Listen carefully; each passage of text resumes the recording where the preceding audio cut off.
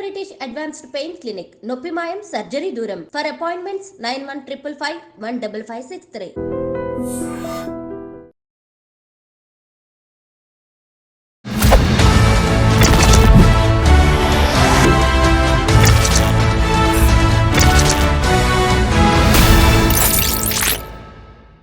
అందరికీ నమస్కారం. నేను Swaroopa Potlapalli. Welcome to I dream. Manchu family ఆస్తుల వివాదంలో మరో బిగ్ ట్విస్ట్ చోటు చేసుకుంది. మోహన్ బాబు మంచు మనోజ్ కి జలకిచ్చారు. జల్పల్లిలోని తన ఫామ్ హౌస్ లో కొందరు అక్రమంగా నివాసం ఉంటున్నారని, అది తన స్వార్జితమని, సీనియర్ సిటిజన్ యాక్ట్ ప్రకారం అందులో ఉన్న వారిని ఖాళీ చేయించాలని మోహన్ బాబు రంగారెడ్డి జిల్లా కలెక్టర్ కు ఫిర్యాదు చేశారు. వెంటనే స్పందించిన కలెక్టర్ మంచు మనోజ్ కి నోటీసులు జారీ చేశారు. ప్రస్తుతం నాతో పాటు సీనియర్ అడ్వకేట్ సాయి కృష్ణ ఆజాద్ గారు ఉన్నారు. ఆయనతో మాట్లాడి ఇక మీదట ఈ కేసు ఎలా ముందుకు వెళ్ళబోతుందో తెలుసుకుందాం. నమస్తే ఆజాద్ గారు. నమస్తే అమ్మా.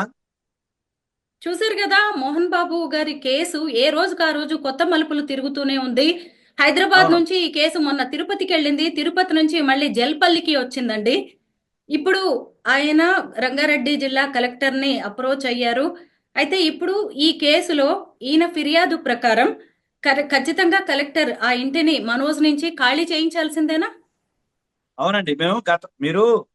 మనం ఇప్పుడు కాదండి, ఎప్పుడైతే ఈ సంఘటన జరిగిందో అంటే గత 2 months నుంచి కూడా మనం ఫాలో అప్ అవ్వకుండా వస్తాం. నేను గుర్తుందా లేదు, స్టార్టింగ్ చేసిన ఫస్ట్ మనమే వీడియో చేసాం. మనం ఆ రోజే చెప్పాను. నేను ఆ రోజు చెప్పా, ఈ రోజు కూడా చెప్తున్నా. చాలా మంది రకరకాలుగా కామెంట్లు చేస్తుంటారు. అదేంటండి, కడుపున పుట్టిన కొడుకు ఇవరా, పిల్లలకి అంటాం ఎందుకు, పెళ్లి చేసుకుంటాం ఎందుకు, ఇవన్నీ ఏదో చెప్తుంటారు. కామన్ మ్యాన్ కి ఒకటే నేను చెప్తున్నా, భారతదేశంలో సెల్ఫ్ ఎక్వైర్ ప్రాపర్టీ అంటే ఏ వ్యక్తి అయినా సరే, ఒక హిందూ పురుషుడు గాని స్త్రీ గాని, తనకు తాను సంపాదించిన ఆస్తిలో ఎవరికి హక్కు ఉండదు. నేను ఆ రోజు చెప్పా, ఈ రోజు చెప్పా. లా అనేది ఆ విధంగా ఉంది, మన వ్యక్తిగత అభిప్రాయం కాదు. అలాగే ఈ మధ్య కాలంలో సీనియర్ సిటిజన్ యాక్ట్ ప్రకారంగా కొత్తగా వచ్చిన చట్టం ఏదైతే ఉందో, దాని ప్రకారంగా ఎవరైనా సరే పేరెంట్స్ కి సంబంధించి వారిని ఇబ్బంది పెట్టినా, అలాగే పేరెంట్స్ కి సంబంధించి ఆ యొక్క అంటే కుమారులు కానీ కుమార్తెలు కానీ, ఇక్కడ ఇద్దరు వస్తారు, ఎవరైనా సరే వారిని ఇబ్బంది పెట్టినట్లయితే సంబంధిత కలెక్టర్ వారికి రైట్ ఉంటుంది. అంటే ముఖ్యంగా ఆర్డీఓ వారికి ఉంటుంది, తర్వాత కలెక్టర్ వారికి రైట్ ఉంటుంది. అలాగే గతంలో ఒకవేళ మోహన్ బాబు గారు కానీ ఇంకెవరైనా సీనియర్ సిటిజన్స్ కానీ, ఇది లీగల్ సబ్జెక్ట్, ఇది చాలా మంచి సబ్జెక్ట్. చూసే ప్రతి ఒక్కరు కూడా దీన్ని షేర్ చేయండి. ఎందుకంటే సీనియర్ సిటిజన్ అంటే మేము గతంలో చాలా కేసులు చేసాం. అదేంటంటే ఒక మహిళ తనకున్న ఆస్తిని గిఫ్ట్ డీడ్ కొడుకు పేరు మీద చేయడం జరిగింది. చేసినప్పుడు ఆటోమేటిక్ గా ఆ కొడుకు కోడలు కలిపేసి ఈమెను అరెస్ట్ చేయడం మొదలుపెట్టారు. ఎందుకంటే ఆస్తి వచ్చేసింది కదా. అలాంటప్పుడు ఇమీడియట్ గా వారు ఆర్డీఓ కంప్లైంట్ చేయటం, ఆ తర్వాత కలెక్టర్ గారు దాని మీద యాక్షన్ తీసుకుంటాం. దాని ద్వారా వాళ్ళు మళ్ళీ గిఫ్ట్ డీడ్ క్యాన్సిలేషన్ చేయడం జరిగింది. అది సుప్రీంకోర్టు జడ్జిమెంట్స్ ఉన్నాయి, హైకోర్టు జడ్జిమెంట్స్ ఉన్నాయి. కాబట్టి కలెక్టర్ గారికి కానీ ఆర్డీఓ గారికి కానీ సీనియర్ సిటిజన్ అంటే 60 సంవత్సరాలు దాటిన వ్యక్తులు మనం సీనియర్ సిటిజన్ అంటాం. సో ఈయనకి 60 సంవత్సరాలు దాటినాయి కాబట్టి ఈయన సీనియర్ సిటిజన్. సరే, సినిమా యాక్టర్ కావచ్చు, సెలబ్రిటీ కావచ్చు, అవి పక్కన పెట్టం. లా ప్రకారం is the senior citizen. So దాని ప్రకారం ఆయన రైట్ ని ఆయన కాపాడుకున్నారు. సరే, ఇక్కడ ఎంతమంది అభిమానులు ఉండొచ్చు, ఆయన తీసేయండి. మనకి న్యాయవాదిగా మనకున్న రైట్ మనం చెప్తున్నాం. ఇప్పుడు ఆయన కంప్లైంట్ చేయటం వల్ల, అలాగే మోహన్ బాబు గారు సంపాదించిన ఆస్తి, ఇది సెల్ఫ్ ఎక్వైర్ ప్రాపర్టీ అంటాం. ఇందులో ఆయన ఎలాంటిది పిత్రార్జితం అంటే తల్లిదండ్రుల నుంచి వచ్చింది ఆ ఆస్తి అయితే నాకు తెలిసి అయితే లేదు. అన్ని కూడా ఆయన కష్టపడి సంపాదించుకున్నది. కాబట్టి ఆయన కష్టపడి సంపాదించుకున్న ఆస్తి ఎవరికైనా ఇచ్చుకోవచ్చు. దానై కూడా ఆయన ఇచ్చుకోవచ్చు. దీంట్లో మనోజ్ గారా, విష్ణు గారా, లేకపోతే ఇంకా ప్రసన్న గారా, వాళ్ళు ఎవరు కూడా ఇన్వాల్వ్మెంట్ అయ్యే రైట్ అయితే వాళ్ళకి లేదు. కాబట్టి ఆయన ఇష్టము, ఆయన ఏదైనా చేసుకోవచ్చు. సో ఆ విధంగానే మీరు సీనియర్ సిటిజన్ యాక్ట్ కింద ఆయన సంబంధిత కలెక్టర్ గారిని అప్రోచ్ అవడం జరిగిందని నేను అనుకుంటున్నాను. సినిమా సెలబ్రిటీస్ ని సామాన్య జనం ఫాలో అవుతూ ఉంటారు, వాళ్ళని ఒక ఐకాన్స్ గా చూస్తూ ఉంటారు. అయితే ఫ్యామిలీ రిలేషన్స్ కి వచ్చేసరికి అన్నిటినీ లీగల్ గానే చూడలేమండి. అంటే కొన్ని ఇమోషన్స్ ఉంటాయి, కొంత బాండింగ్ అనేది ఉంటుంది కదా తండ్రి కొడుకుల మధ్య.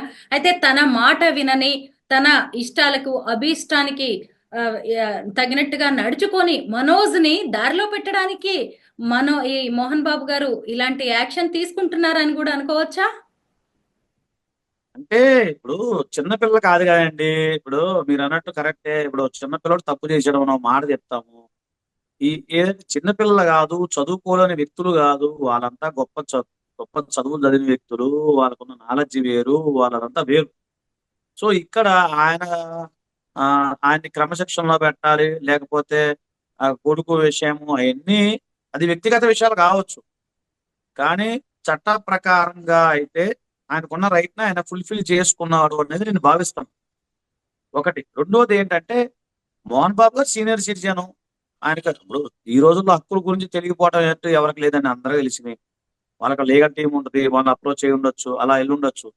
అంటే మనోజ్ గారిని కంట్రోల్ పెట్టటమా, లేకపోతే మనోజ్ గారి ఇద్దరి మధ్య అంటే అండర్స్టాండింగ్ జరిగి కాంప్రమైజ్ అయిపోయి ఆస్తులు ఏమన్నా పంచుకునేది ఏమైనా ఉంటుందా, ఇవన్నీ కూడా ఏంటంటే కాలమే నిర్ణయం తీసుకోవాలి.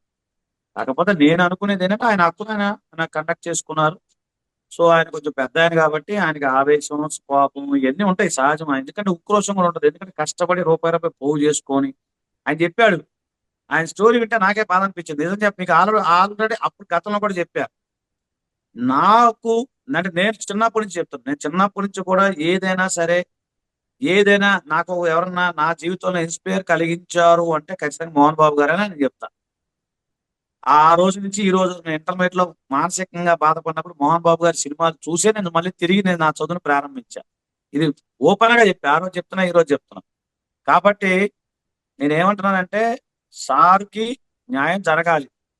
సో సార్కి న్యాయం జరగాలి ఒకటి. రెండోది ఈ వయసులో అంటే ఆయన కూడా మా తండ్రి సమానులే. ఆయన కూడా అంతే, ఇప్పుడైనా ఆయనకు అంతే వయసు ఉంది.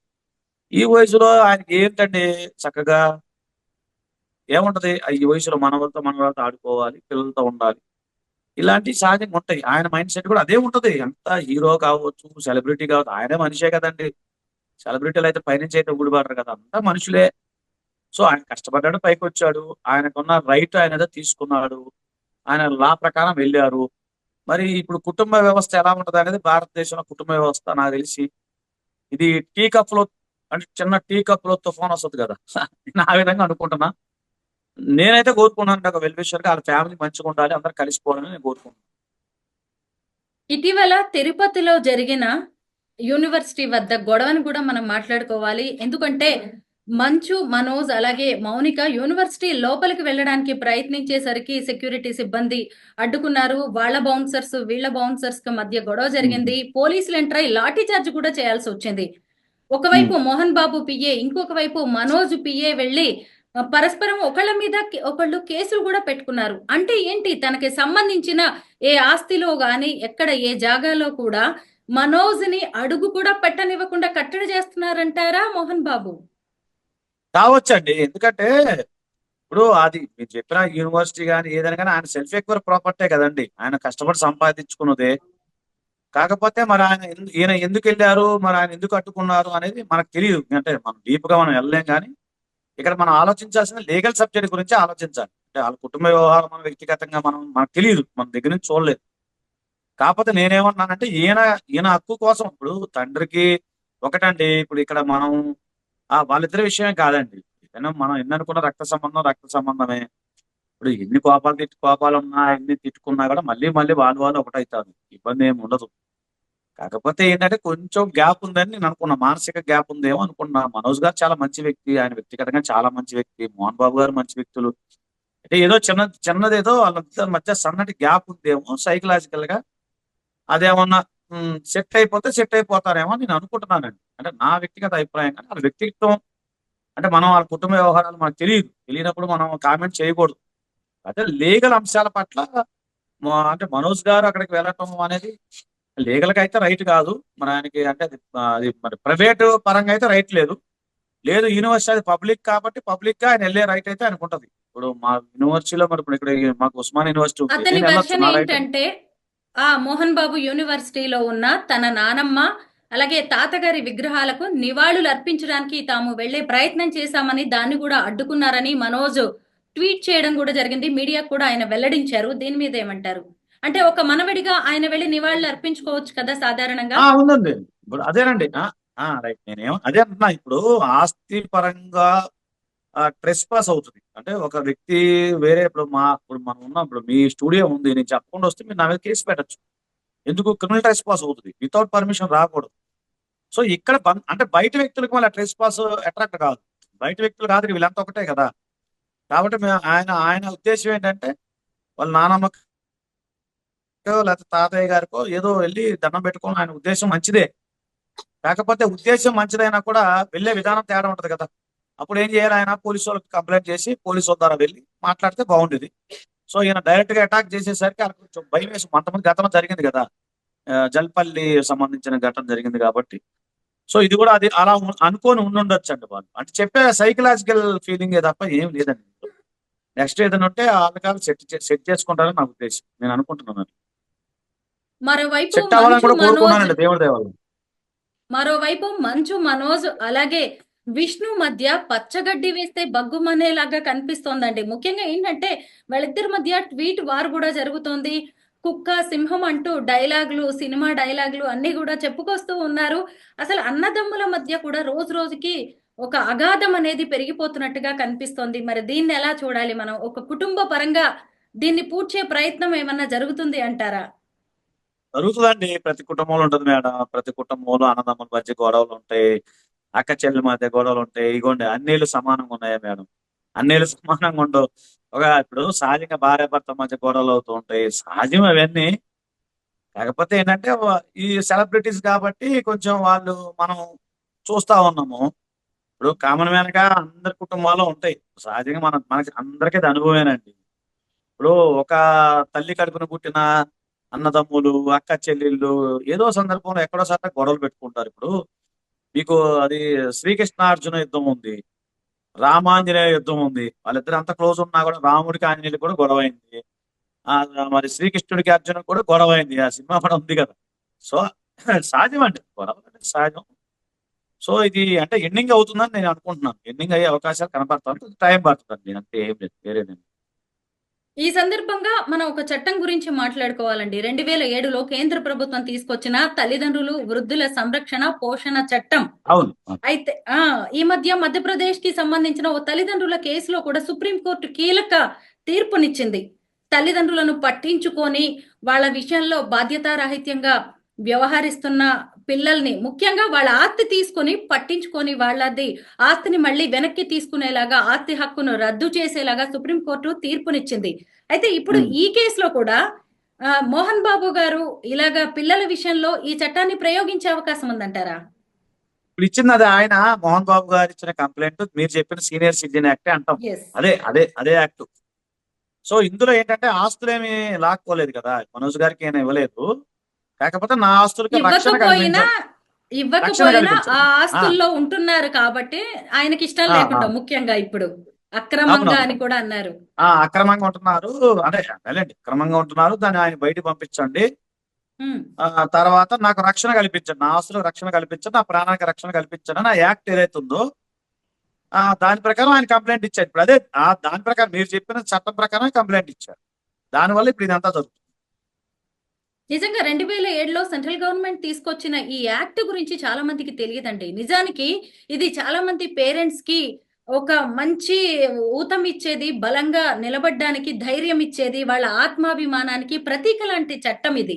అయితే ఇప్పుడు మోహన్ బాబు తీసుకున్న ఈ యాక్షన్ తో ఖచ్చితంగా ఇంకొంతమంది తల్లిదండ్రులు కూడా ఈ దారిలో వెళ్లే అవకాశం ఉంది కదా ధైర్యంగా. రేపు పిల్లలు ఎవరైనా పట్టించుకోకపోయినా గానీ, ఆస్తి తీసుకొని వదిలేసినా గానీ, చాలా మంది తల్లిదండ్రులు కూడా ఆయన బాటలు వేసినట్టే అని చెప్పుకోవచ్చు కూడా.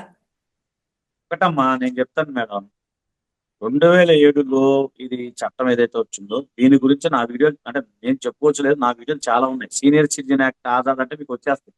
నేను చాలా మందికి అవేర్నెస్ కల్పించా. చాలా కేసులు మేము ఫైల్ చేసాం, హైకోర్టులో ఫైల్ చేశాము, చాలా చోట్ల ఫైల్ చేశాం. కాకపోతే ఏంటంటే సీనియర్ సిటిజన్స్ కి ఎందుకు తెలియదు అంటే వాళ్ళు ఎక్కువ సోషల్ మీడియాలో ఉండరు. వాళ్ళకి ఎంత సోషల్ మీడియా గురించి అవేర్నెస్ ఉండదు. 60 సంవత్సరాలు ఫోన్ చూసుకుని ఎక్కడ కూర్చుంటాడు.